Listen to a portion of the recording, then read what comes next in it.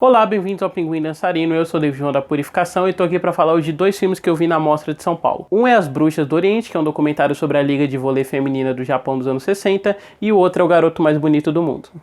Não me empurra que eu já tô na beira, tentando não fazer doideira. Eu pensei em abrir o vídeo falando sobre o que é a Mostra de Cinema de São Paulo, mas porra, né? O título é autoexplicativo, não preciso falar mais do que isso. Mas eu acho que vale muito ressaltar alguns detalhes da Mostra de Cinema de São Paulo. A mostra vai estar acontecendo até o dia 3 de novembro e ela vai ser um formato que mescla, né, o presencial com o digital, que é o formato híbrido. São mais de 250 filmes de mais de 70 países, então corre porque tem muita coisa boa vindo aí. E eu escolhi falar desses dois documentários por dois motivos. Um, foram os que eu consegui ver em cabine de imprensa. E dois, eles são documentários. E, infelizmente, eu não tenho muito orgulho de admitir isso, mas documentário é o estilo de filme que eu menos acabo vendo, assim. Não por qualquer preconceito com o formato, eu adoro, inclusive. É só que eu acabo dando prioridade pra outras coisas e os documentários vão sempre no pro fim da minha lista, eu acabo vendo muito pouco. Então, quando eu fui convidado a ver as cabines da mostra, eu escolhi justamente os documentários pra poder exercitar a minha visão sobre os documentários, já que faz muito tempo que eu não dou uma revisitada. E eu peguei de coisas super aleatórias, de coisas que eu realmente não ligo, justamente para que os documentários pudessem evidenciar mais como eles estariam usando a linguagem sobre a posição do tema. Então vamos lá, vou começar falando do primeiro que eu vi, que é As Bruxas do Oriente. Следите сплит этих японских девушек, самых грозных, самых опасных соперниц наших волейболистов в борьбе за золотые медали.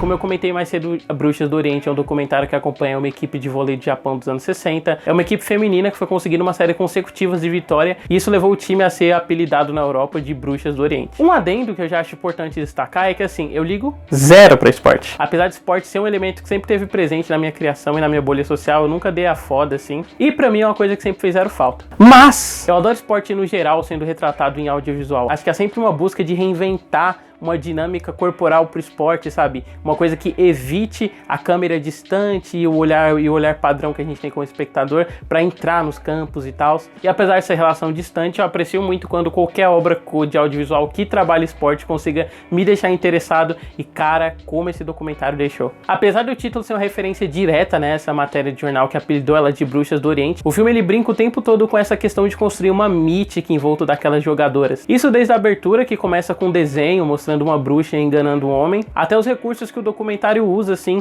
tanto para filmagem de arquivo quanto para retratar o esporte. Ele mescla toda uma abordagem naturalista para representar a vida daquelas jogadoras na contemporaneidade, porque a gente vê elas velhinhas, com uma linguagem totalmente cartunesca para quando ele vai representar o esporte na antiguidade. É tanto que eles intercalam várias vezes as partidas que estão acontecendo com as partidas que aconteceram num anime, que foi muito inspirado pelas jogadoras. E surpreendentemente isso cria uma dinâmica muito tensa, porque conforme vai passando o documentário, as linguagens vão se intercalando cada vez mais. E aí, muitas vezes durante a partida de vôlei, você ouve a trilha do anime, que é essa coisa melodramática, crescendo, e o design de som do anime começa a vazar para as imagens de arquivo durante o jogo. Acaba virando um jeito bem único, assim, de retratar o esporte, preservando o aspecto naturalista que tem do esporte, ao mesmo tempo que apresenta ele sobre toda uma nova dinâmica, assim, de agilidade, tensão e tal. O mais engraçado é que esse ano a gente teve Space Jam, que é um filme blockbuster hollywoodiano que mistura esse negócio do esporte com o desenho animado e mesmo assim ele não consegue fazer 5% do que esse documentário faz, é foda. Mas esse documentário sendo bom pra caramba, nem tudo nele são flores. A partir da segunda metade dele ele acaba soando um pouquinho repetitivo, muito porque o que ele constrói no começo é um drama que se encerra na primeira metade. O documentário é até autoconsciente disso, que ele fala, se a gente quisesse a gente poderia terminar a história aqui, com essa vitória delas. Mas depois disso elas participaram da Olimpíada. Aí o documentário volta e repete um processo que a gente já viu no começo, que é treinamento, vida delas, entrevista e os jogos de esporte. Claro que assim, não é como se o documentário ficasse estagnado nisso, né? Na segunda metade a direção mescla esses elementos que eu já citei, com um registro assim muito foda da evolução tecnológica do Japão, né? E aí a partir daí começa a entrar os elementos transmediáticos e a gente começa a saber das relações das jogadoras ao descobrir que elas influenciaram toda uma nova onda de anime, que elas tinham virado esse fenômeno e essa parte é bem legal. E esses são os momentos que o documentário volta a ficar interessante. E a montagem do treinamento, estilizando a imagem, rodando ela enquanto a personagem treina, pra depois tudo isso culminar nessa mescla de linguagem que é o jogo final, sabe? Onde tanto o anime vai crescendo, quanto a tensão delas por estarem na Olimpíada vai crescendo, deixa o documentário, ó, lindo. E se as Bruxas do Oriente dá essa derrapada em relação ao ritmo do meio pro final, o Garoto Mais Bonito do Mundo faz o oposto disso, já que o começo dele é bem qualquer coisa e ele vai melhorando muito conforme ele vai passando. Luchino Visconti went around the world to find the perfect beauty for the lead in his upcoming film Death in Venice. Quel âge a-t-il? Il est très grand, hein? De taille, 15 ans. Il est très beau. Dis-lui d'enlever son boulonnet. O Garoto Mais Bonito do Mundo é dirigido pela Christian Lindstorm e pelo Christian Petter, e é um documentário sobre a vida do Bjorn Anderson. Ou Bjorn Anderson, né? Se você for meio fresco, sou o tipo de pessoa que fica bitolado com pronúncia de nome. Pra quem não conhece, o Bjorn Anderson interpretou o Tadzio, enfim, nomes complicados. Pra quem não sabe, o Bjorn Anderson interpretou o Tadzio no Morte em Veneza. Ele acabou virando um ícone de beleza da época, né? O título de Garoto Mais Bonito do Mundo veio muito por consequência disso, e o documentário explora esse processo dele ser reconhecido como a pessoa mais bonita do mundo e como isso afetou a vida dele nos mais diversos aspectos. E assim, pela sinopse já dá pra perceber que esse documentário vai ser aquele típico padrão de documentário de gente, sou famoso que começou quando eu era cedo e sou podre de rico, mas foi uma merda pra mim ficar famoso e ganhar tanto dinheiro. Eu acho que o começo dele é meio óbvio, derivativo, assim, você acompanha o processo de lançamento do filme, o processo da escolha dele enquanto ator e tudo isso com uma música crescente, assim, pra já anunciar o tom de tragédia, né? E aí depois da fama, o documentário entra nesse ponto de degradação da imagem dele, né? Eles usam várias vezes um áudio do diretor do filme falando que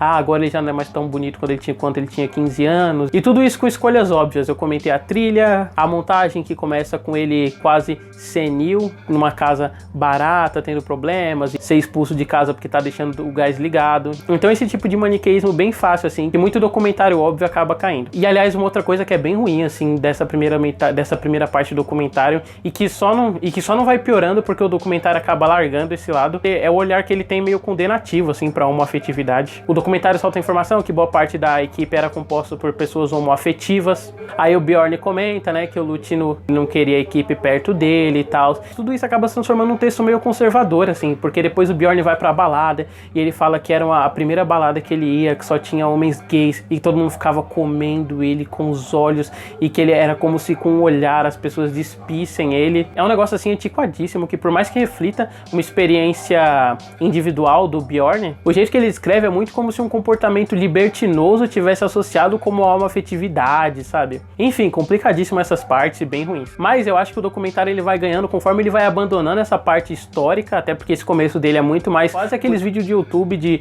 nossa, o fulano de Morte em Veneza, onde está ele hoje em dia, o que ele está fazendo, do que realmente uma coisa interessante, um tratado sobre a psicologia do Bjorn. Mas, tipo, conforme o documentário vai se aproximando do final e abandona a parte nova dele, começa a adentrar questões que ele tinha com a mãe e uma solidão que ele tinha desde a infância e que foi se alastrando durante a vida dele, o documentário vai crescendo até virar um estudo foda de personagem, assim, sabe? De um garoto solitário que conseguiu se rodear de pessoas por ser o garoto mais bonito do mundo, mas que depois foi esquecido por todas elas. E essa parte, assim, pega forte. Então é isso, fica a dica aí desses dois documentários para conferir na mostra, Bruxas do Oriente e O Garoto Mais Bonito do Mundo. Lembrando de novo que a mostra está acontecendo até o dia 3 de novembro, são mais de 250 filmes. E você, meu amigo cinéfilo, tem que apoiar esse tipo de evento, porque a gente está vivendo em tempos de desmonte para a cultura. Então qualquer evento cultural que traga a arte de fora do mainstream e que esteja não só viabilizando o acesso, mas viabilizando produções pequenas, tem que ser muito valorizado, porque só a existência dele já é resistência política. Então é isso, se você gostou desse vídeo, não esqueça de se inscrever no canal, conhecer meu podcast,